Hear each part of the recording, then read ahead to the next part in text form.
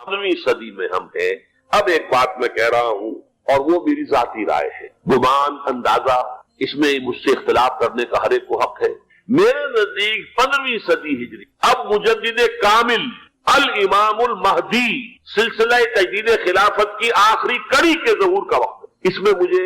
ایک تو قرآن مجید سے اشارہ ملا ہے، اشارہ ہے، میں اسے تفسیر نہیں کہتا۔ میرے نزدیک قرآن مجید میں چند آیتیں سورہ مدثر کی اور چند آیتیں سورہ انشقاق کی بڑی عجیب ہے۔ سورہ مدثر کی آیات میں حضور کی آمد کا نقشہ کھینچا گیا ہے، کلا والقمر واللیل اذ ادبر والصبح اذا اسفر انہا لإحدى الکبر نذیرا للبشر لمن شاء منکم ان یتقدم او یتأخر۔ نہیں، قسم ہے چاند، کلا والقمر واللیل اذ ادبر، اور رات کی جبکہ وہ پیٹھ موڑ لے جانے لگے اور صبح کی جبکہ وہ روشن ہو جائے۔ حضور سے پہلے 600 برس ایسے گزرے ہیں دنیا میں کہ نبوت کا سورج نہیں تھا، بس چاند جیسے مستعار روشنی چاند کی ہوتی ہے تو سابقہ انبیاء کی مستعار روشنی تو کوئی دنیا میں تھی، دھندلی دھندلی جیسی چاند کی ہوتی ہے، لیکن وہ سورج نہیں۔ لیکن اب وہ رات ختم ہو رہی ہے، وہ لیل ازدبر جا رہی ہے، محمد صلی اللہ علیہ وسلم کا سورج یہ شمس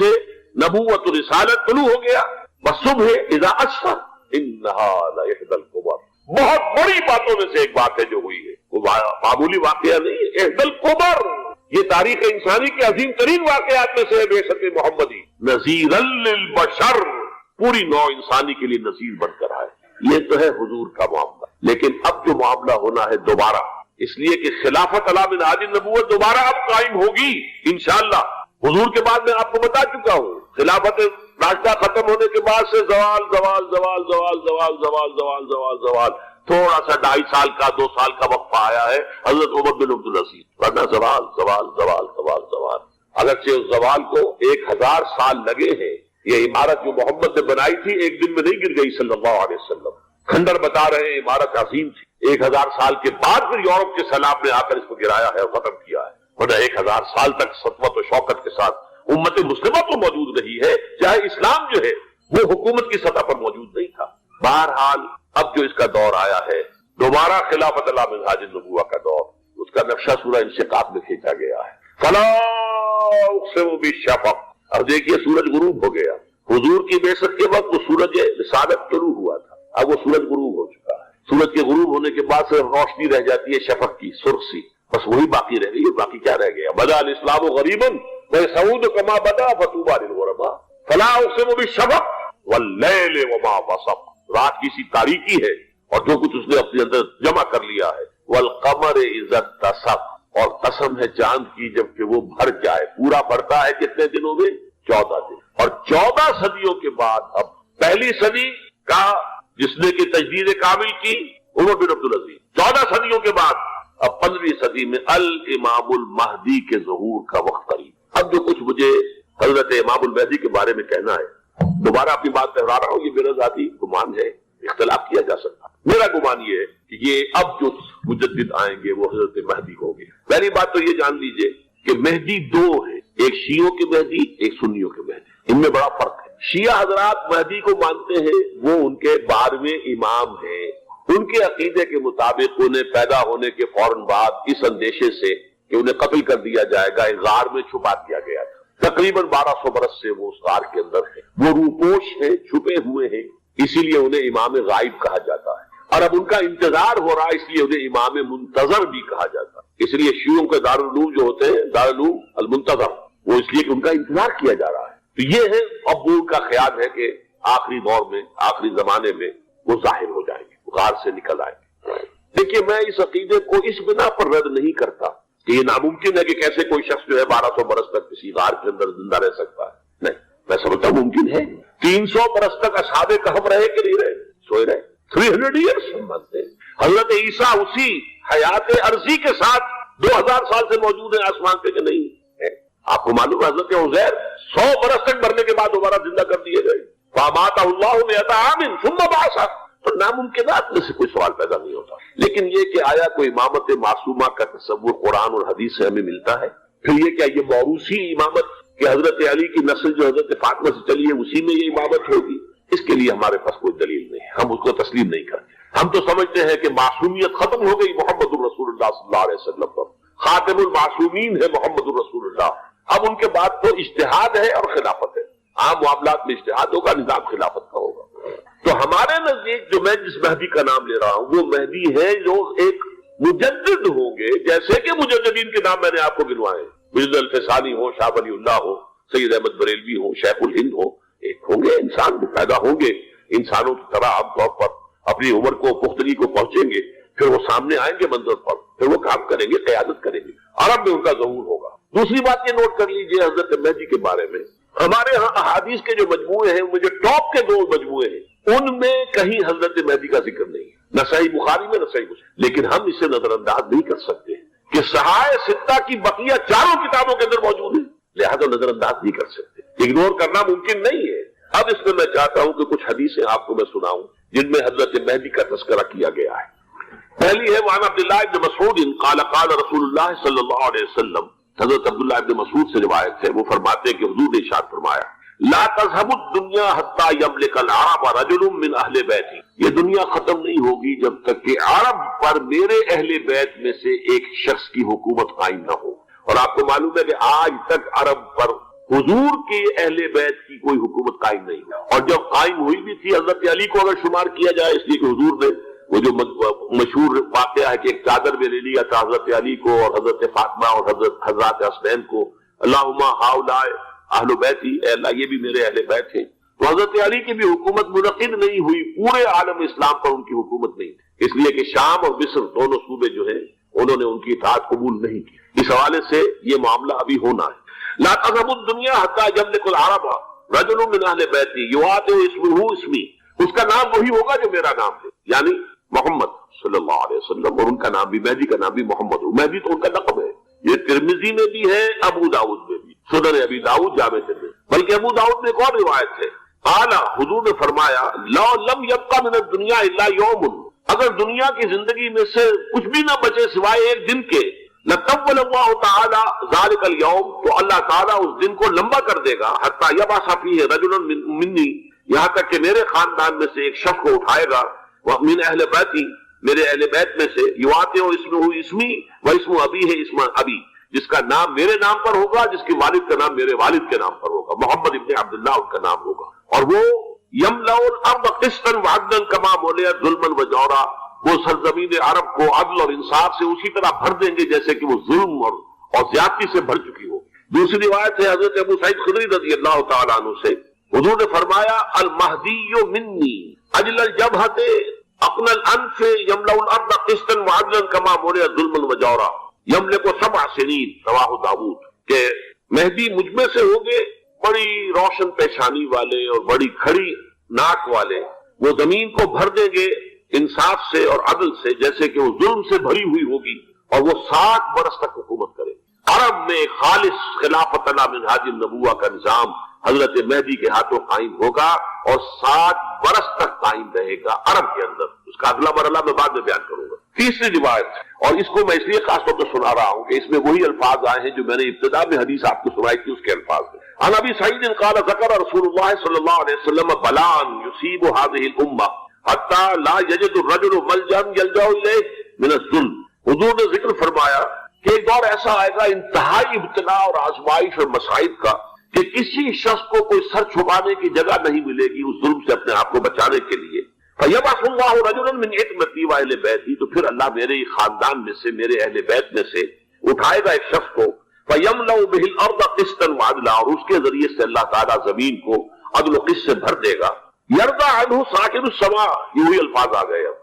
اس سے پھر راضی ہو جائیں گے آسمانوں میں رہنے والے بھی، وساکن الارض، اور زمین میں رہنے والے۔ لا تدع السماء من قدرها شيئا الا صبت، آسمان اپنا ایک قطرہ بھی نہیں روکے گا مگر یہ کہ اس کو زمین کے اوپر نثار کر دے گا، بارش کی شکل میں گرا دے گا۔ ولا تدع الارض من نباتها شيئا الا اخرجت، اور زمین اپنی پیداوار میں سے کوئی شے نہیں چھپائے گی، نہیں روکے گی مگر خود کو ظاہر کر۔ چوتھی حدیث جو ہے وہ حضرت ام سلمہ سے رضی اللہ تعالی عنہ قال سمعت رسول اللہ صلی اللہ علیہ وسلم یقول المہدی من عتمتی من اولاد فاطمہ، رواہ ابو داؤد، یہ بھی سنن ابو داؤد کی روایت ہے۔ حضور نے فرمایا مہدی میرے خاندان سے، میرے اہل بیت سے ہوں گے، یعنی اولاد فاطمہ میں سے، اور تفصیل اس کی آتی ہے کہ حضرت حسن کی اولاد میں سے ہوں گے۔ پانچویں حدیث میں آپ کو سنا رہا ہوں، اور اس میں ایک عجیب مشابہت آپ کے سامنے آئے گی حضرت عمر بن عبدالعزیز کے ساتھ، یہ اول اور آخری کڑی کے درمیان مشابہت۔ عن علی رضی اللہ تعالی عنہ، یہ حدیث جو ہے مسند احمد ابن حنبل میں بھی ہے اور سنن ابن ماجہ میں بھی ہے۔ قال قال رسول اللہ صلی اللہ علیہ وسلم المہدی منا اہل البیت یصلح اللہ فی لیلۃ، مہدی ہم میں سے ہوں گے، ہمارے اہل بیت میں سے، اور اللہ ایک ہی رات میں ان کی اصلاح کر دے گا۔ یعنی وہ پہلے سے کوئی زیادہ روحانی یا دینی کوئی اس سے بڑی شخصیت نہیں ہوں گے، لیکن ایک ہی رات میں اللہ تعالیٰ ان کی سیرت و کردار کے اندر انقلاب عظیم برپا کر دے گا۔ جیسے کہ میں نے عرض کیا تھا آپ سے کہ عمر بن عبدالعزیز کی زندگی میں انقلاب عظیم آیا ہے، خلافت کا بوجھ پڑتے ہی کہاں وہ خوش باش اور خوش لباس اور خوش خوراک، وہ شہزادہ ٹھاٹ پاٹ والا، جاگیر والا، گورنر کا بیٹا اور خود گورنر، اور کہاں یہ کہ اس کی وہ درویشی جو میرے نزدیک اللہ عالم ڈرتے ڈرتے کہہ رہا ہوں، میرے نزدیک وہ حضرت ابوبکر، حضرت عمر اور حضرت علی کی درویشی کو بھی مات دے گئی، لیکن کنٹراسٹ بہت شدید ہے۔ وہاں جو بھی کچھ تھا وہ تدریجاً آیا تھا، ہوتے ہوتے ہوتے انتہا، اور یہاں سڈن آیا۔ چھٹی حدیث عن انس سمعت رسول اللہ صلی اللہ علیہ وسلم یقول نحن ولد عبد المطلب سعادت اہل الجنہ، ہم عبد المطلب کی جو اولاد ہیں اور نسل ہیں، ہم جنت کے سردار ہیں۔ اور پھر آپ نے نام گنوائے ہیں، انا وحمزۃ وعلی وجعفر والحسن والحسین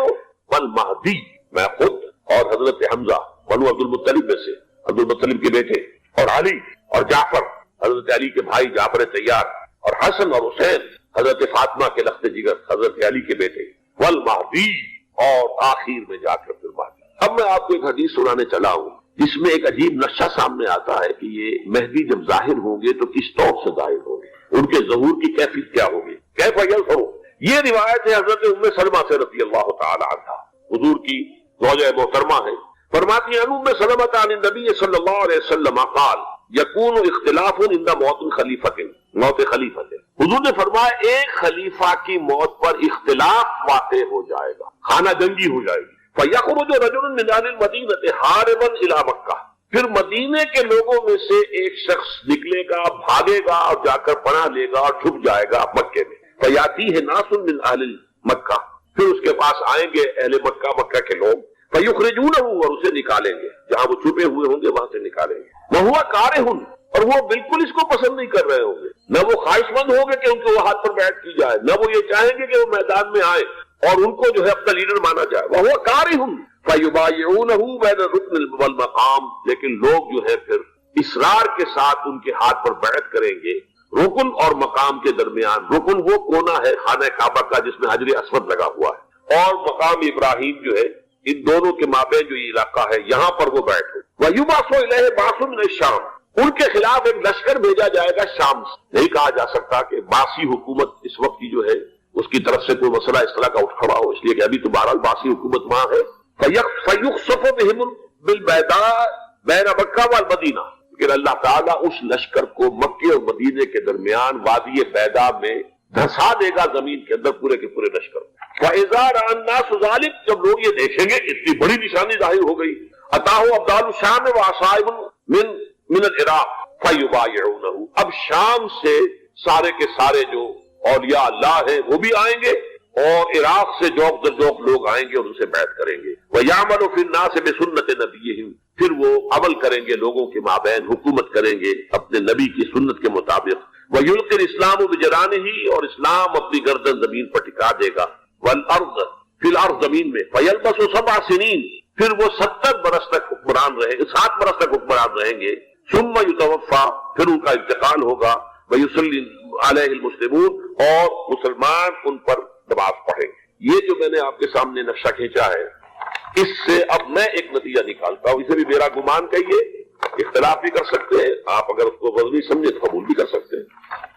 وہ یہ ہے کہ میرے نزدیک شاہ فہد کے انتقال پر لا محالہ یہ صورتحال پیدا ہو جائے۔ ولی عہد وہاں ہے عبداللہ بن عبدالعزیز، امریکہ کو وہ پسند نہیں کرتے اور امریکہ انہیں پسند نہیں کرتا، یہ بالکل تشتت بام ہے۔ امریکہ نے لازماً جس طریقے سے اپنے پنجے گاڑے ہیں سعودی عرب کے اندر، اپنا فوجی اڈا بنایا ہے، تو آسانی کے ساتھ وہاں سے اپنے پنجے ہٹانے کے لیے تیار نہیں۔ ایک حدیث میں آتا ہے قرن الشیطان، نجد سے شیطان کا سینگ برآمد ہوگا، وہ شیطان کا سینگ ہے، جو میزائل وہاں پر لگے ہوئے ہوں گے اس وقت، در حقیقت وہ سارے کے سارے جو ہیں وہ شیطان کے سینگ ہیں۔ بہرحال کوشش وہ کرے گا کہ جیسے کہ اس نے جارڈن میں کیا، کتنے عرصے سے وہاں شاہ حسین کا چھوٹا بھائی حسن جو ہے وہ ولی عہد تھا، عین وقت کے اوپر آ کر، اور پتہ نہیں کیسی کیسی دوائیاں دے کر اسے لے کر آئے ہیں شاہ حسین کو، مرتے ہوئے کو تھوڑی دیر زندہ رکھنے کے لیے، اور وہ تبدیلی کروا کر جو ہے واپس لے گئے ہیں۔ تو یہ معاملہ ہوا ہے، تبدیلی کروا دی، وہاں تو ہو گئی آرام سے، کوئی بات نہیں۔ بحرین میں بھی غالباً ایسا ہی معاملہ ہوا ہے، واللہ عالم،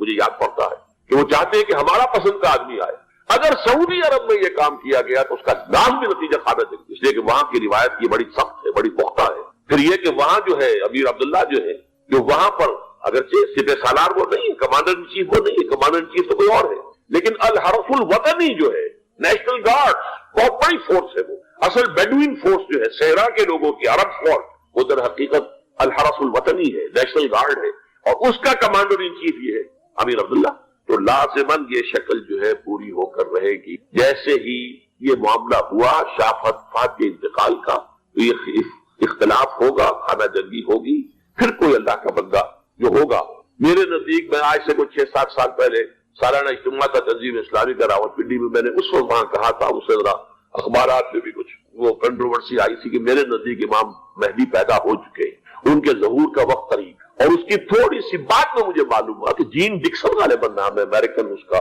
جس نے یہ پیشن کوئی خبر دی تھی کہ 1962 میں عالم عرب میں ایک بچہ پیدا ہوا ہے کہ جو وہاں کا نقشہ بدل کر رکھ دے گا۔ یہ جین ڈکسن کی غالباً پیشن گوئی ہے۔ بہرحال مجھے اس کی پیشن گوئی سے کوئی دلچسپی نہیں ہے، میں تو جو احوال دیکھ رہا ہوں، یعنی اسرائیل کا قائم ہو جانا، اور اس کے بعد اب یروشلم کا مسلمانوں کے ہاتھوں سے نکل جانا، اور اب گویا کہ وہ الملحمۃ العظمیٰ جو ہے تلی کھڑی ہے، کسی بھی وقت جو ہے یہ جو ہے وہ لاوا پھٹ سکتا ہے، آتش فشاں پھٹ سکتا ہے۔ تو یہ تمام حالات ایسے ہیں کہ جن کی وجہ سے میں سمجھتا ہوں کہ ایک تو جو قرآن مجید کے اشارات میں نے آپ کو بتائے، 14 صدیاں، 14 دن میں چاند کا پورا ہونا، والقمر اذا اتسق، 14 دن میں 14ویں کا چاند۔ اسی طرح اب یہ 14 صدیوں کے بعد یہ صدی جو 15ویں صدی ہے، یہ در حقیقت ظہور امام مہدی کی صدی۔ لیکن یہ کہ امام مہدی کی حکومت قائم کرنے کے لیے کون لوگ آئیں گے؟ عرب جو ہے وہ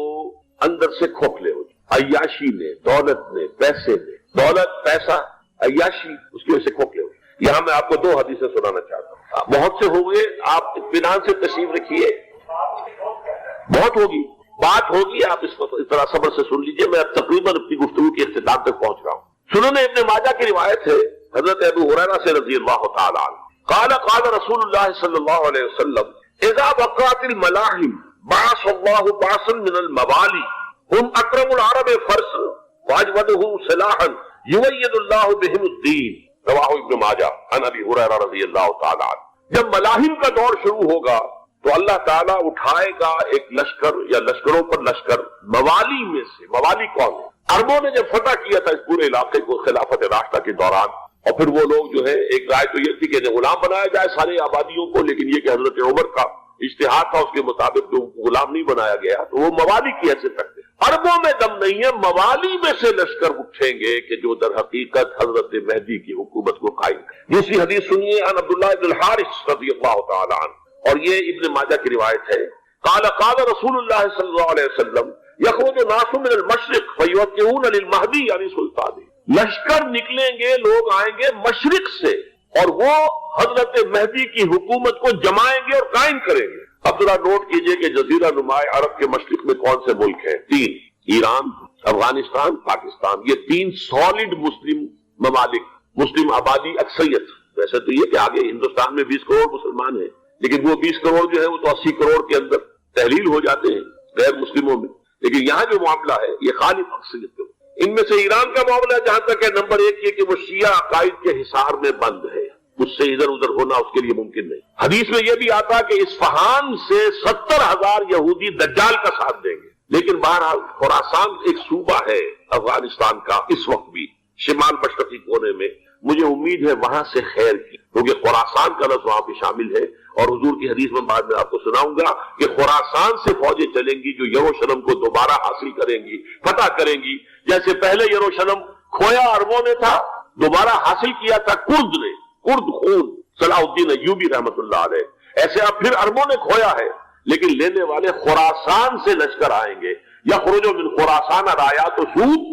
لا يردها شيء حتى تنصب بإلیا، خراسان کے علاقے سے کالے علم لے کر لشکر چلیں گے جن کے رخ کو کوئی موڑ نہیں سکے گا جب تک کہ وہ جا کر यरूशलेम में नस्ब करो। इसके बाद नाम आता है पाकिस्तान का। ये है मेरी और आपकी दास्तान, और ये है सबब जिसकी वजह से कि मैं आपसे ये गुफ्तगू कर रहा हूँ। असल में तो किस लिए, महज एक इल्मी इस्तेफादा, महज अपनी बात आरा को जाहिर करने का शौक नहीं, बल्कि ये कि अपनी जिम्मेदारी हम पहचाने कि हम किस मकाम पर खड़े हैं। देखिए,